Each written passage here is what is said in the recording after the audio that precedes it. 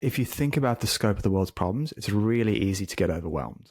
I, as one person, cannot solve climate change. I cannot solve poverty. I cannot solve food scarcity. There's so many things I can't do.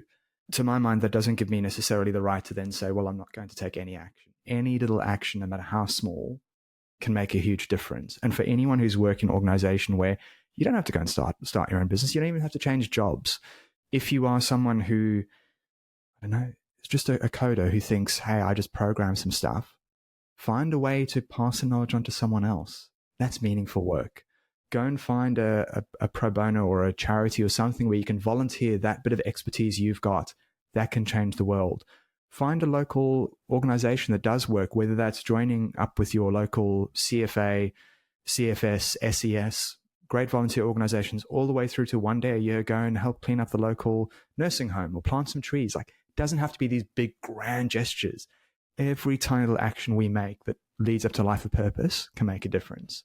So I'd encourage anyone to think more broadly about how they can use their skills and how they can use what they can do to make the world just that little bit better.